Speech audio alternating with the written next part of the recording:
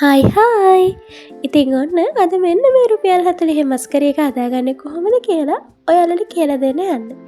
ඇත්තටම මට මේකට ගියේ රුපියල් 40යි. වීඩියෝ එක ස්කිප් නොකර බලන්න. මොකද ස්කිප් කළොත් එහෙම ඔයාලට මේකේ තියෙන සීක්‍රට් ස්ටෙප් එක මිස් වෙනවා. එහෙම වුණාට පස්සේ නම් ඔයාලට මේ මස්කරේ එක හදාගන්න බැරි වෙයි. ඉතින් අපිට මේකට මුලින්ම ඕන කරනවා බිත්තරයක්. අපි බිත්තරේ කඩාගෙන මෙන්න මේ වගේ භාජනයකට දාගෙන ඉමුකෝ ඉස්සෙල්ලාම.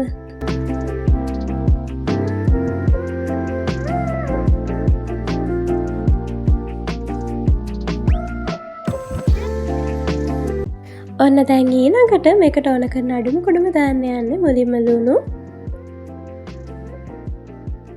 ඊට පස්සේ අපි දානවා කහ.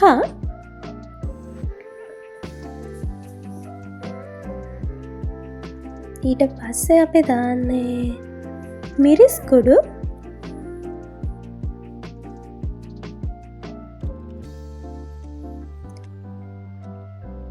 ඊට පස්සේ අපි දානවා 3-5.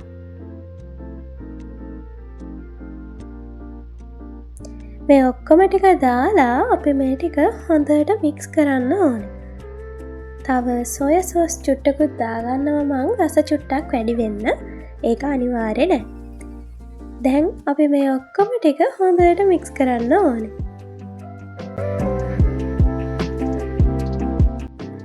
මෙන්න මේ වගේ හොඳට මික්ස් කරගන්න. අර මිරිස් එහෙම ගුලි ගුලි වගේ රැඳලා තියෙන්නේ නැති වෙන්න ඔයාලා හොඳට ඒක මික්ස් කරගන්න. එතකොට තමයි අපිට නියම රහ එන්නේ.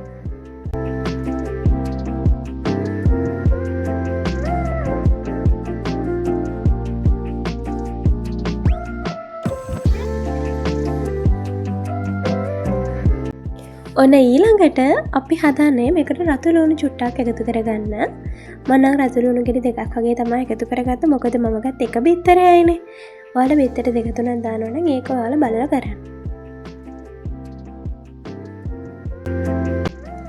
මේ රතු ලුණු දැම්මට පස්සේ ආයෙ හොඳට මේක මික්ස් කරගන්න. ඇත්තම කිව්වොත් බෝඩිමේ මං ගාව වැඩිපුර තිබ්බේ නෑ මොකුත්. තිබ්බේ සුදු ලුණුයි රතු ලුණුයි ලුණුයි විතරයි. මේ ඊට පස්සේ දැන් මේක අපි භාජනය පිටින්මන දාන්නේ. ඒ හින්දා මේකට තෙල් චුට්ටක් අපි දාගන්න ඕනේ. මෙන්න මේ වගේ උකු මිශ්‍රණයක් ආවට පස්සේ ඔයාලා මේක පියනකින් වහගෙන ලිපේ තියන්න ඕනේ. ඇත්තටම ලිපේ තියනවා කියන්නේ මම වෙනදට නම් වතුරේ තියලා තමයි තම්බ ගන්න. ඩබල් බොයිල් කරන්නේ. උන්නට අධිහෙම කරන්නේ නැතුව රටි තැටි උඩින් භාජනයේ තියලා තමයි මම මේක තම්බ ගන්න.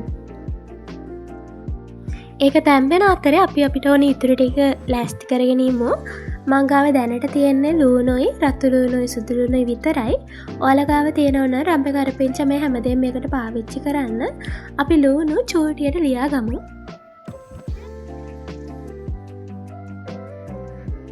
ඔන්න ඊළඟට මම හදන්නේ සුදු ලුණු ටික කපා ගන්න. සුදු ලුණු ගොඩක් නෑ මං ගාව. පොඩි කෑල්ලක් තමයි තිබ්බේ. සුදු ලුණු චූටියට කපාගෙන ඊට පස්සේ ඔයාලා මම කපා ගන්න යන්නේ රතු ලුණු ටික. රතු ලුණුත් ඒ වගේම චූටියට කපා ගන්න. ඒ වගේම ඔයාලා ගාව තියෙනවා නම් ඉඟුරු, තක්කාලි, රම්පේ, කරපිංචා මෙන්න මේ හතරත් චූටියට කපා ගන්න. රම්පේ කරපිංචා නෙමේ ඉඟුරු සහ තක්කාලි.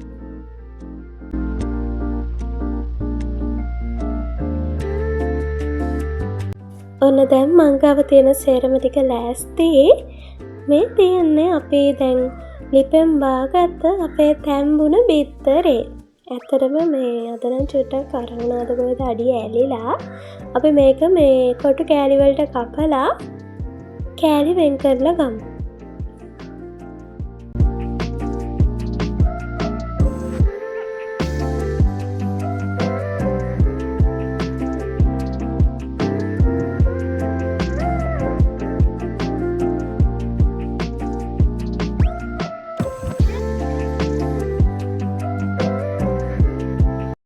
හොඳ ලොකු කෑලි ටික ඔයාලා අරගත්තට පස්සේ ඉතුරු වෙන කුඩු ටික මෙන්න මේ විදිහට සූරලා අරගන්න. නාස්ති කරන්න එපා. ඔයාලා නම් මංගේ කරන්න එපා. වෙනම භාජනයක මික්ස් කරගෙන අඩියට තෙල් කොලයක් දාලා මේ භාජනයට දාන්න. එහෙම වුණාම මෙහෙම ඇලෙන්නේ නැහැ. දැන් මං ගාව තෙල් කොළ නැති හින්දා තමයි මං ඒ භාජනයේම දැම්මේ. ඒකෙන් බලන්න වෙච්ච දේ. ඔයාලා නම් මං ඔගේ මොඩ වැඩ කරන්න එපා. ඔන්න මං ලේසි විදිහත් කියලා තියෙන්නේ. මෙන්න මේ වගේ අවසානයේ ඉතුරු වෙන චූටි කුඩුත් අරගන්න ඕනේ. අපිට මේවත් නාස්ති කරන්න බෑනේ. පේනවනේ මම වාජනේ සම්පූර්ණයෙන්ම සුද්ධ කරලා තියෙන ලස්සන. හරි.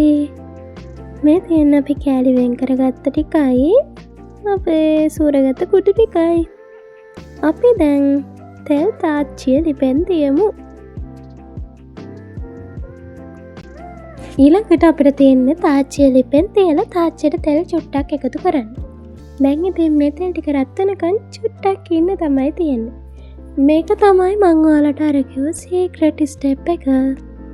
මේ ස්ටෙප් එක නම් නැති වුණොත් ඔයාලගේ පිත්තර කරියක මස් කරිය එකක් වගේ රහට එන්නේ නැහැ. මේ තියෙන්නේ අපි කෑලි කපාගත්ත බිත්තර කෑලි ටික.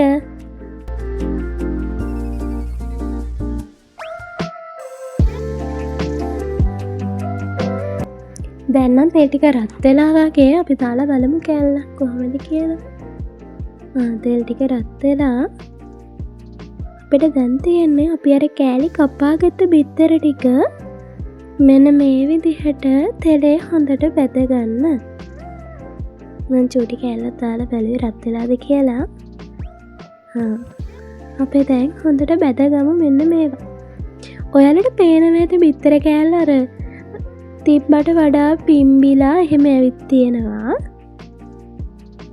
හොඳට මේවා දුඹුරු පාට වෙනකන් බැදගන්න බිත්තර.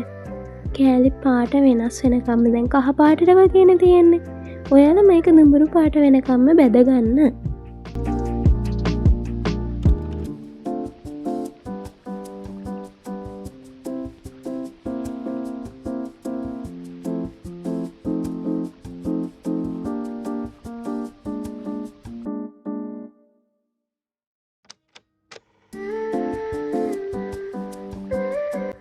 දැන් මේ තියෙන්නේ අපි එහෙම බැඳගත්ත බිත්තර කෑලි ටික. පේනව නේද වලට පාට වෙනස් වෙලා තියෙනවා. දැන් අපි අර බිත්තර බෙදපු තෙල් එකේම සුදු ලුණු ටික දාලා බැද ගන්නවා.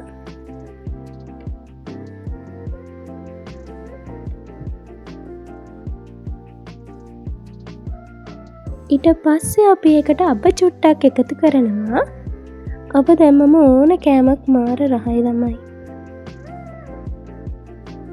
අප ටික හොඳට පුපුරගෙන එනකොට අපි මේකට එකතු කරන්න ඕනේ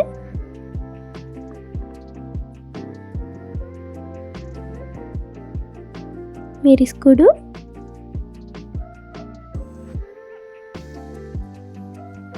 කහ කුඩු, ඊට පස්සේ අපි එකතු කරනවා අවසානෙටම 3-5 කුඩු. 3-5 කුඩු චුට්ටක් වැඩියෙන් එකතු කරත් කමක් නැහැ. ඊට පස්සේ අපි මේක චුට්ටක් කවලම් කරගන්නවා. ඔයාලා දැන් හිතන්න එපා මේක කර වෙලයි කියලා. ඔයාලට හිතෙනවා නම් ගින්දර වැඩි වගේ කියලා ගින්දර ඔෆ් කරලා ඔයා මේක මික්ස් කරගත්තත් කමක් නැහැ. ඊට පස්සේ මේකට අපි කපාගත්ත ලුණු ටික එකතු කරනවා.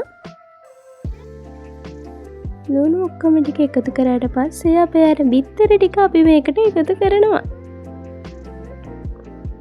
ඔයාලා කපාගෙන තිබ්බ බිත්තර ඔක්කොම ටික එකතු කරන්න. ඒ බිත්තර ටික එකතු කරාට පස්සේ හොඳට හැන්දෙන් චුට්ටක් මික්ස් කරගන්න මේක. මම මේ වෙලාවේ ලිෆ ඔෆ් කරලා තමයි තියෙන්නේ. මොකද කර වුණොත් එහෙම හරි නෑනේ. ඊට පස්සේ අපි මේකට වතුර ටිකක් එකතු කරගන්න ඕනේ. ඔයාලා ප්‍රමාණය බලලා වතුර එකතු කරගන්න. තව ඊට පස්සේ ආයෙ මේක චුට්ටක් හොඳට මික්ස් කරගෙන මං හිතන්නේ මට ලුණු දාන්න අමතක වුණා. ඒ හින්දා අපි ලුණු දාගන්න ඕනේ.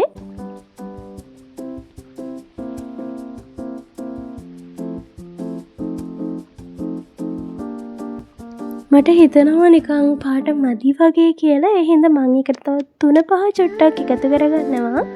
පාටයි රසයි දෙකම වැඩි වෙන්න ඕන හින්දා. ඊට පස්සේ ලුණු චුට්ටකුත් එකතු කරගත්තා. දැන් ඊළඟට අපි රස පොඩ්ඩක් වැඩි වෙන සොයා සෝස් චුට්ටක් දාමු. මස් වෙනකොට ඉතින් සොයා සෝස් දානවනේ අපි හැමෝම. ඊට පස්සේ මට අද සුදු ලුණු දාන්න පුළුවන් උනේ චුට්ටයිනේ.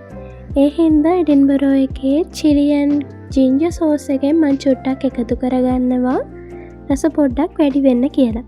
ඊට පස්සේ මේක හොඳට මික්ස් කරගමු. දාපු සෝස් එකම හොඳට මික්ස් වෙන්න හොඳට හැන්දෙන් එහෙට මෙහෙට කරගන්න.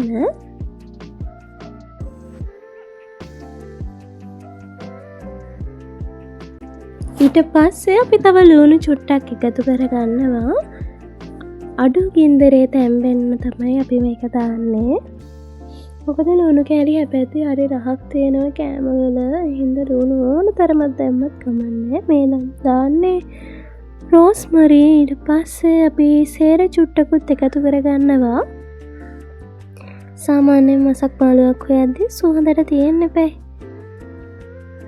ඒ හින්දා අපි රෝස්මරි චුට්ටකුයි සේර චුට්ටකුයිත් එකතු කරගත්තා.